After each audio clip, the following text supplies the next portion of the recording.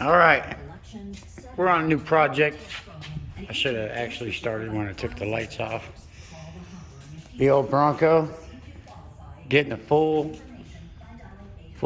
restore. Every piece, every component. Break down to full frame.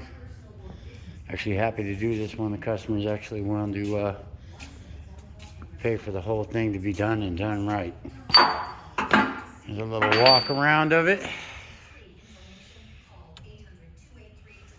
And we are gonna break this puppy down.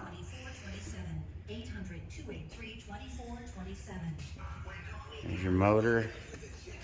Besides, I need documentation. All right, we're gonna pause this up, get a little farther. Broke off bumpers, lights. We're gonna go ahead and just keep going. All right, back at it. Disassembling it real quick. Hood off, doors are about off, tops off, all the lighting. Gonna start yanking fenders in just a second. This thing has 3 gas tanks. Fold together the front windshield, tearing somebody's built an aftermarket dash. Pop all this loose, yank out this small block here, and keep going. All right, here we go again. Next video, popping off body panels. There's bolt on the bottom, 1 bolt up above it, another bolt in the middle, bolt on top. About 5 bolts along there. And then we got some Phillips ones, which I actually ended up heating up because these were stuck. And then there's 1 more bolt on the bottom right here. All 1/2 inch basically, and 3 Phillips. And we're gonna keep going. We got a lot of it tore apart already. All right, back on her this morning. My low, slow, long, boring video. We got all the front end off. Top off. Gonna start gutting this thing soon. The motor is about to come out. Looks like this piece is welded in, but what I'm gonna try to do is take off everything on the front of the motor so it's narrow as can be, and bring the whole transfer case, motor, and everything right out the front. So we'll just keep taping as we go. And this big old monstrosity, man, this thing will probably lift a tree. All right, we are back at it. Day 2 of the breakdown. Obviously, we got piles of parts. We did yank out the motor, separated it where it was mated to the transfer case. Just confirmed we're gonna drop an LS1 in this thing, swap it.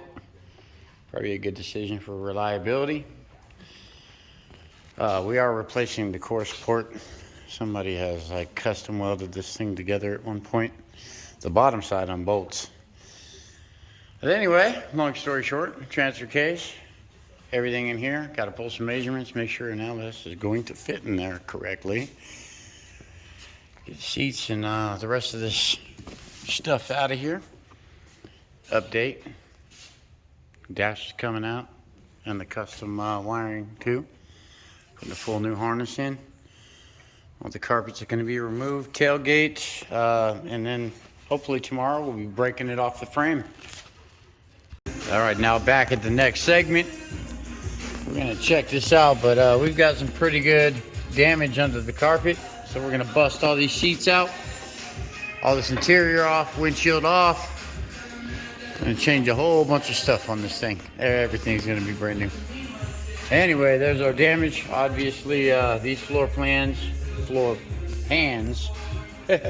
are gonna need replaced.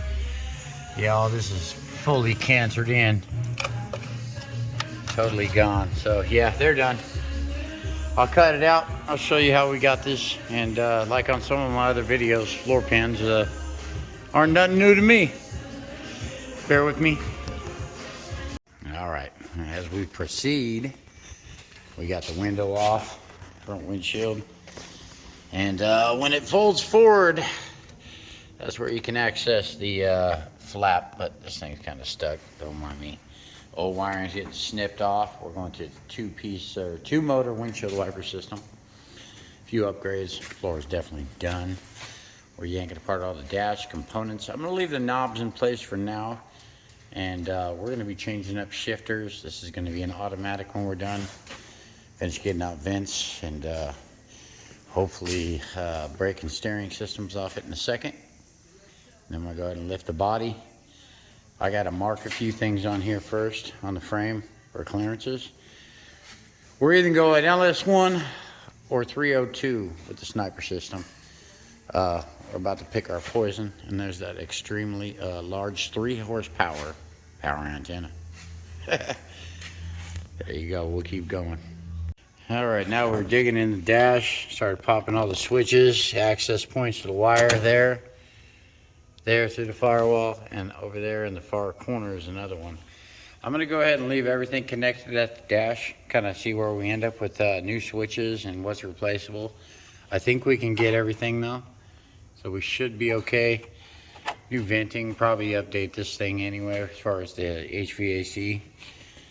Other than that, we'll just keep on moving along. I'm going to leave some of this connected and the main part of the harness connected to the dash for time being until I make sure we have every component that I'm going to need.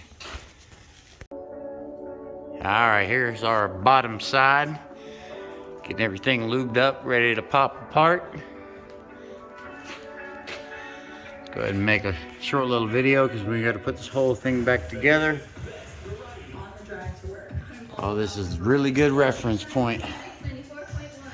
Yeah, gas lines, e-brake cables, 3 gas tanks, transfer case. And everything else is pretty much coming apart good. All right, we got a little farther. Got the dash and everything, wiring, you name it, disconnected. We're getting ready to drop. There's actually 3 gas tanks on this thing. Kind of crazy, but we popped them off, and I think I got access with popping the whole body off now. I think about the only other thing I need to do, I've got the e-brake cables which connect to the body and to the rear suspension or axle. Those are undone. We got to pop off these couple levers. We're replacing the whole floor pan. This thing's shot. So from here, I'm gonna keep moving forward, and hopefully I have the body off this thing today. About 6 or 8 body mounts. Everything is going to be brand new.